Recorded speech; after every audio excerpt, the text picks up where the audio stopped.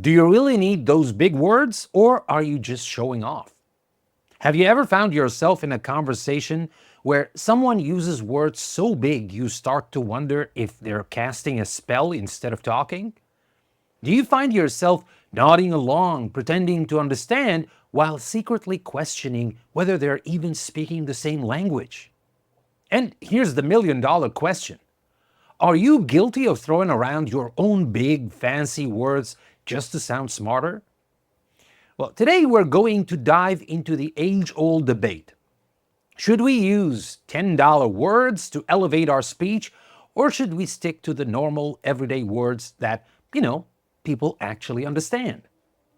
Now, let's find out together whether we're linguistic maestros or just fancy pants posers. Okay, first things first.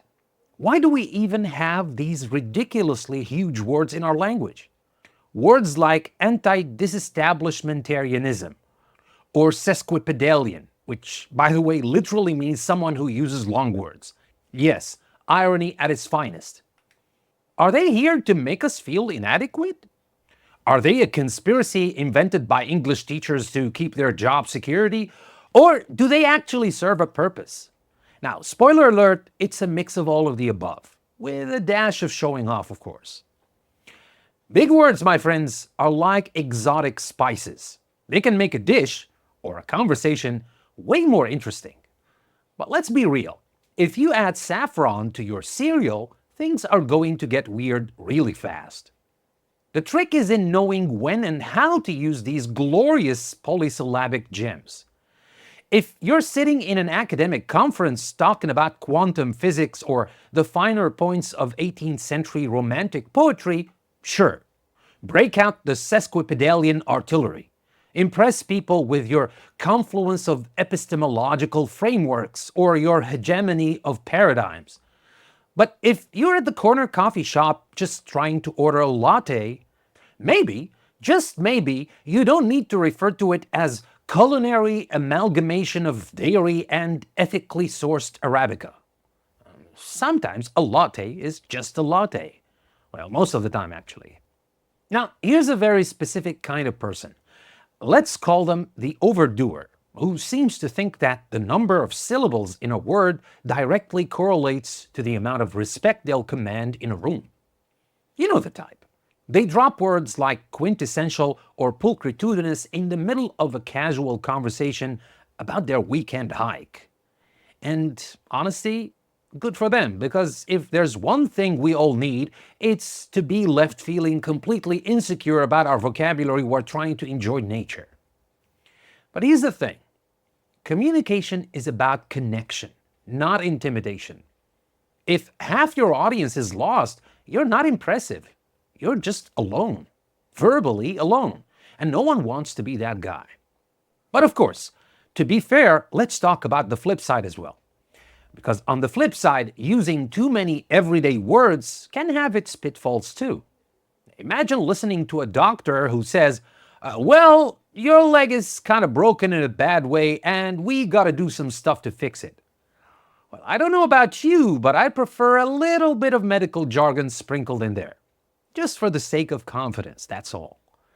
Now, there's definitely a time and place for more specific professional language.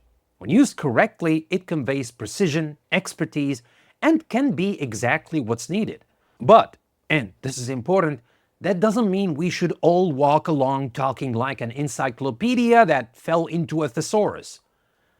So, the most important question here is, how do we strike the right balance between big words and everyday language? Now, here's a simple rule. If you're going to use a fancy word, make sure it adds clarity and not just confusion. Words should serve the message, not overshadow it. If you're dropping ostentatious when showy works just fine, you might want to ask yourself, am I trying to communicate or am I just trying to look smart? It's like wearing a tuxedo for a picnic. Now, sure, you look amazing, but also, why? Another tip, know your audience. If you're talking to your buddies about last night's game, maybe you can skip the exacerbation of our team's inherent deficiencies in offensive strategy. I mean, nobody needs that. But If you're writing an article for a sports analytics website, okay, go ahead and exacerbate all you want. Tailoring the language to your audience isn't dumbing things down. It's just being considerate. The goal is to bring people into the conversation, not leave them scrambling for Google in the middle of it. And let's not forget humor. Yes, humor is an excellent way to deflate the pompous balloon that big words can sometimes blow up. If you must use a gargantuan term, acknowledge it, laugh about it. Say, for example, I know, I just used a word that sounds like a sneeze, but hey, it fits. A bit of self-awareness goes a long way in keeping the conversation engaging, even if you throw a vocabulary curveball now and then. At the end of the day, language is about connection. We have all these words at our disposal, from the tiniest little it to the grandiose, well, that's going to take me some time to pronounce, okay, let me try that. Fluxo, okay. Fluxoinacini, it's difficult to pronounce. Fluxoinacin, okay. Fluxosinai.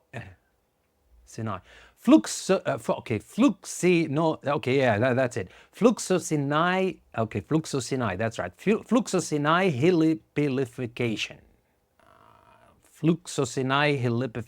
Okay, wait.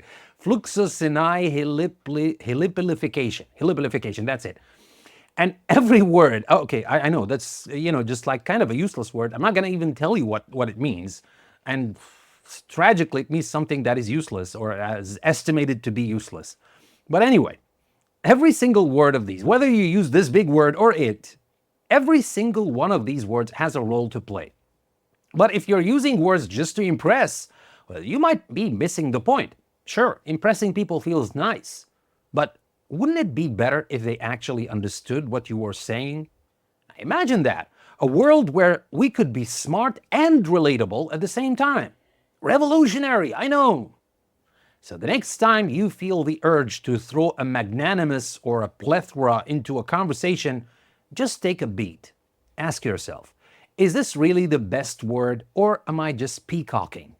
Because trust me, nobody likes a verbal peacock. We like the words that make us feel, whether it's a chuckle, a sense of clarity, or just that comforting feeling of being understood. And here's your food for thought. What's more important to you? Sounding impressive or being understood? It might be easy to use words that make us feel smart, but the real challenge is choosing the right words to connect with others. So let's take that challenge together. Because communication should be a two-way street, not a one-man parade with all the big words as confetti. All right?